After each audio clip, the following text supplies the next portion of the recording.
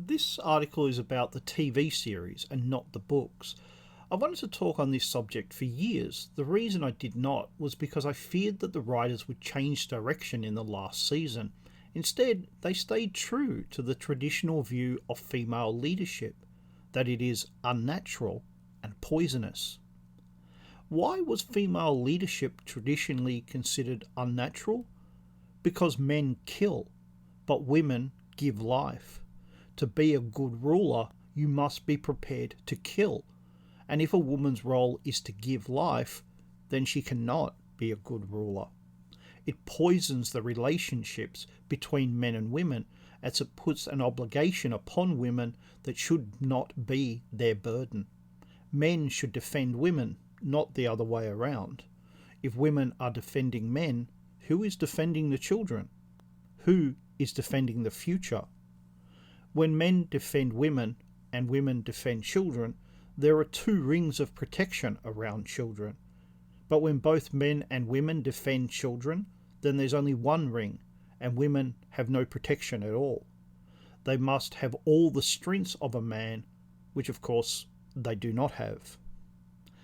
Game of Thrones is a fascinating and at times bizarre combination of medieval history, particularly England and Scotland in the 1400s, fantasy books with an effort to subvert some common tropes or ideas within fantasy, and modern attitudes, particularly with regards to sex and sex roles, supporting sex and subverting the sex roles. As you can see, not all of these work together, and at times it shows. At first there were the books written by George R.R. Martin, which were then made into the TV series. Martin is the sole author of the books, but not the sole writer for the series. However, he had input into the entire series, and I have been watching talks he has given, which are on YouTube. He has said that the characters that most changed from the books were Littlefinger and Shae.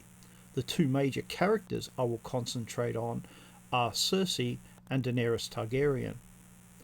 Cersei was the daughter of Tywin Lannister, the richest and one of the most powerful lords in the Seven Kingdoms. She was married to Robert Baratheon, the king of the Seven Kingdoms. She had spent her entire life next to the greatest political players in Westeros. Her brother Tyrion stated that her greatest virtues were, "You love your children and your cheekbones." What's clear is that she does not possess a third virtue. I believe her character can best be summed up after she has invited the ladies of the court to her tower for protection during the Battle of the Blackwater. Here she tells Sansa that if the enemy break through, then the other women in the room will be in for a little raping, whilst trying to suppress a smile. After the death of her husband and the death of her children, Cersei seizes the throne and rules as queen. Many commentators are very positive that she is always one step ahead of her enemies, but I tend to agree with her father's assessment. You're not as smart as you think you are. She was certainly ruthless, merciless, and vindictive, but how often were her plans strategic? Letting Ned Stark be killed? It was the act that started the War of the Five Kings. Her son Joffrey had him executed. However, she was convinced that she could control him, and she could not. She was completely outclassed. How about when she armed and gave royal protection to the church militant? In fact, arming the church militant led to the complete destruction of two great noble houses, the Tyrells and her own house. She was completely outclassed, and her only solution was to blow up the Sept of Baelor, along with the leadership of the church militants, most of House Tyrell, and a huge amount of the nobility. Her one strategic plan that worked was to seize Highgarden, the Tyrell's castle, and loot it, although it's unclear whether that was her or Jaime's plan. The series at different points told us it was her plan, and at another that it was his. Whoever's plan it was, it worked, and it was a great strategic outcome. Did you notice that once she became queen, she did not have any courtiers or small council? Compare her reign as queen with Joffrey's. He had courtiers and a small council. Where were hers? Then we have Daenerys Targaryen, who started off as a victim, being married off so that her brother could obtain an army. George R.R. Martin used a sympathetic character to try to get us to ignore what was really going on. And here at the end of the series, we have people saying that her burning a city to the ground was out of character, but they weren't paying attention to the character that was on screen. Instead, they were watching the character that they wanted to be on screen. Daenerys was portrayed as being a transformative character, as she herself said, "I want to break the wheel." She was a revolutionary. She led her people out of the desert, ended slavery, stopped the masters from coming back into power. She changed people's lives, and mostly for the better. If that's true, then how could her rule be seen as unnatural or poisonous? To gain control, she had to kill people. Those she killed in war are not the issue. What is at issue is how she treated those under her protection. Her first monstrous act was to crucify 163 men for being masters. In other words, for being the wrong social class. Now, many people defend her actions as 163 children had been crucified by the masters to warn her away.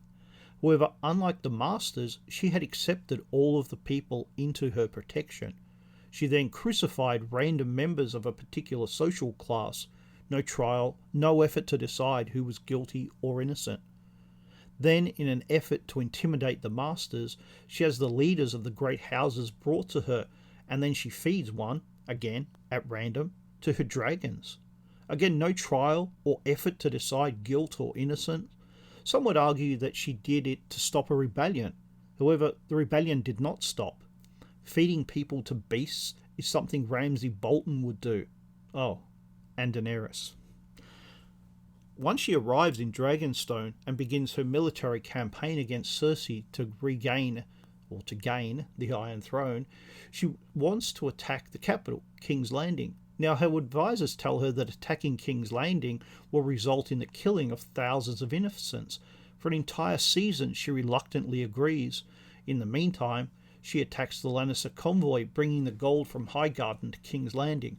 Most of the gold gets through, but she destroys those forces that tried to stop her. Soldiers surrendered, including their commander, Lord Randall Tarly, and his son Dickon. They are all offered the choice between joining her or being burnt alive by one of her dragons. The two Tarlys refuse, and true to her word, she has them burnt alive. Once someone has surrendered, then they are under your protection. Once again, she has killed people under her protection. Then she decides that she will attack King's Landing, and she appears to agree that she will stop the attack when the city's bells ring out. But she did not agree.